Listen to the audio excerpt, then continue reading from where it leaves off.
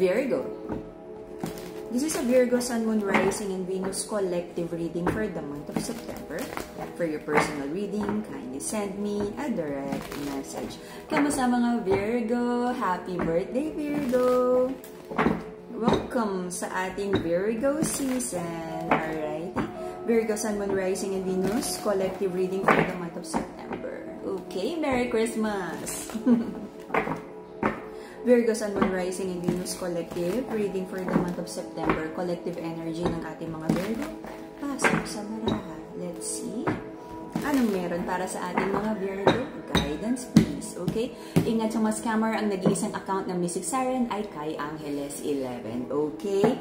Yung mga nagme-message sa inyo dyan, kung hindi naman yan kay Angeles 11, paki-block na. Alrighty? Virgo.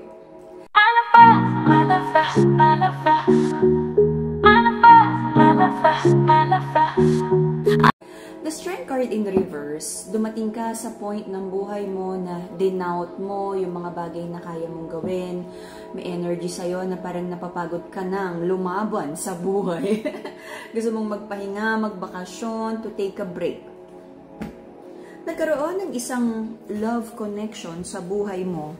Alam mo naman na simula pa lang ay hindi naman ito long term. Okay? Hindi mo nakita yung maturity, hindi mo nakita yung sarili mo long term here. I don't know kung nagkaroon ng kasal with the Justice card here, but it feels like parang pwede rin pangako ng pag-ibig, pangako to make this connection better. There's a Virgo energy here with a Hermit. Nagkaroon ng new beginning, new mindset because you feel like, you feel so defeated at wala namang magandang kakahinatnan ang relationship na to. Nahirapan ka to walk away. Ibig sabihin, nagstay ka pa a little longer, even nakita mo na yung mga evidences na hindi ito long term. Okay? I feel decision nyo namang dalawa na magstay sa connection na to kahit medyo may mga doubts kayo kung long term to or not. Okay? For some of you, it could be nagkaroon ng unplanned pregnancy or naging masyadong mabilis yung engagement or kasal na hindi nyo naman talaga masyadong kilala pa ang isa't isa. The masculine in this connection, hanggang kayang magsinungaling, magdala ng dishonest behavior, basta nakakalusot, lulusot. But I feel, sa talas ng mata ng ating mga Virgo, hindi nakalusot. Alrighty? Sabi ng feminine sa connection na to, kailangan niyang to step back, humingang malalim. Okay?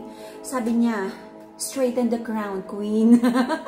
Hindi tayo masyadong papa-apekto. Okay, kung ano man ang attitude ng tao na to.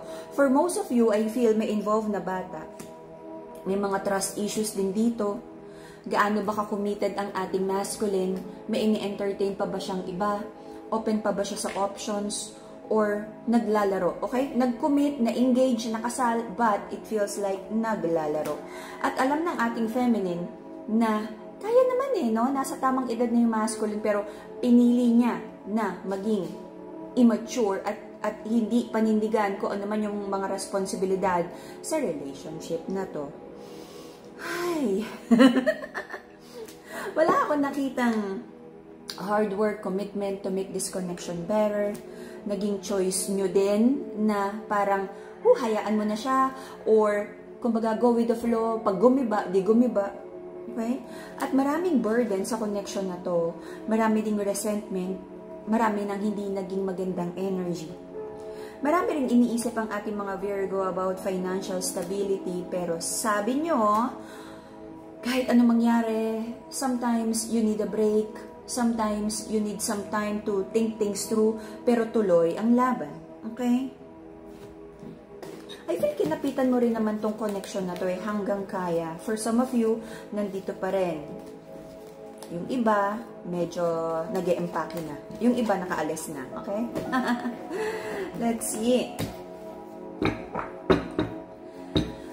Mental clarity and stronger connection with your intuition, Amethyst, the purple crystal.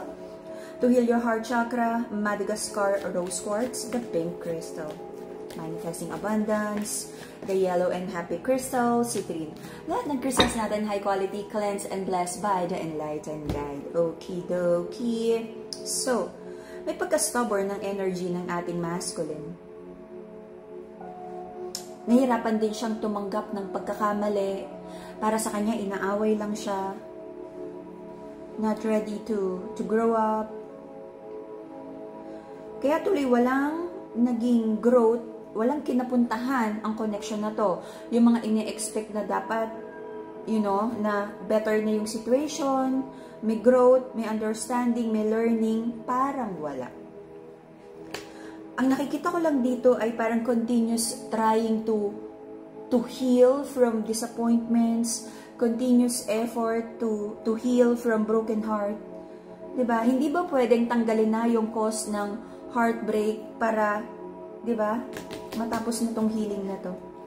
Prayers and manifestations. I feel pinagpe-pray ng ating mga Virgo na matapos na yung mga ino-overthink mo. Matapos na yung mga challenges para maka-chill-chill ka naman ng konti sa life. Whatever you're going through right now, Virgo, I feel you're hungry for success, recognition. Kung ano man yung meron ka right now, sabi mo hindi eh. You know, marami pang darating na recognition, award, trophies, promotion, or like recognition dun sa field mo. Okay? But I feel for you to meet that parang society's expectation o kung ano man yung mga dapat mong gawin for you to grow, meron ka mga dapat baguhin, new approach sa career, sa finances, kung ano man. Okay? Sabi nga is, you cannot do the same things over and over and expect a different result. Meron ka kailangan gawin na bago or baguhin sa sistema, sa trabaho, sa career, sa work ethics mo for you to have that magandang reward na gusto mo. Okay? It also feels like, sabi mo, you don't feel confident already about this love connection. Sabi mo parang, you feel pessimistic already na parang hindi na naman nagbago, wala nang, parang inabandon mo na yung hope na may mababago at maayos pa here. Okay? Your person, Virgo, parang nire-resist niya to connect with you, to apologize, na magkausap kayo ng heart to heart, at sabi niya, okay na yan. Alam mo, parang ano eh, there's a common pattern ng mga Virgo, lalo na ang mga babae, na masyadong unfiltered magsalita. So sabi nitong na masculine, gusto niya mag-apologize, pero feeling niya matitrigger lang siya. So sabi niya, wag na. Grabe rin naman daw magsalita si feminine. Okay? Parang quits na. Ganun yung iniisip niya. Okay? So, meron kang fear and doubt. Sabi mo, may darating pa ba sa'yo na long term? Pero parang natatakot ka na rin because it feels like galing ka na rin sa long term na natrap ka. And still, you're finding ways kung paano ba talaga totally makat off yung energy ng person na to.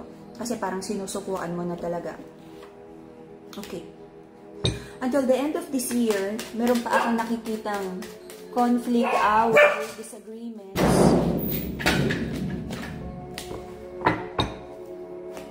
But I feel very strong yung connection yung dalawa. Probably because may kasal or anak, promise of love.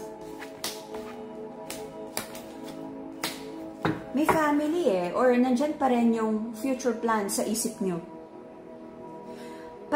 But parang the energy of the feminine is sobrang dinedetach na niya or nare-realize na niya na parang hindi na dapat masyadong pahalagahan tong sitwasyon na to. Alam mo yun, parang nagsisimula na to fall out of love and detach. And I feel for some of you, kaya ganito yung energy ng feminine, kahit may pagka-immature yung energy ng masculine, sabi niya, natutulungan din naman about finances. So feminine, if you're staying in a relationship for convenience, then alam mo na kung anong dapat ayusin sa buhay mo. Meron namang potential na magandang future, but then again, potential ay potential para siyang bibili ka ng pre-selling, okay? Pwedeng matayo, pwedeng hindi. Pwedeng ma-meet yung expectations mo, pwedeng hindi. Pero ang sure, ayusin mo yung sarili mo, ibangon mo yung sarili mo. Kung may problema sa finances, yan ang unahin mo. Alright? For now, nasa free will nyo to kung ano yung magiging next energy ng ating reading para sa bonus reading natin, okay? to ground your energy, to show away negative energy, and to protect yourself from evil eye, Madagascar Black Tourmaline. Okay? Meron din tayong Nazar Evil Eye Bracelet. And for the motivation that you need, and for good luck, Carnelian Bracelet. Okay? Meron din tayong combination of love and money. Alright? Again, remind ko kayo sa mga nagme-message sa inyo, ingat sa mga scammers. Ang nag-iisang account ng Mystic Siren ay kay Angeles 11. Okay? For now, I feel may attachment pa rin sa inyong dalawa. Maybe because of finances, kasal na hindi pa nullified or divorced, or bata. But meron pa rin paulit-ulit na drama dito, misunderstanding. Pero may energy din na pareho na kayong stubborn to meet the other person's expectations. Paano ba mangyayari kung parang pareho na kayong mataas ang ego na napapagod na magbigay ng pangunawa sa isa't isa? Free will, alright? So, and that will be the very good reading for the month of September. See you again in a few days for your bonus reading. Bye-bye, Virgo!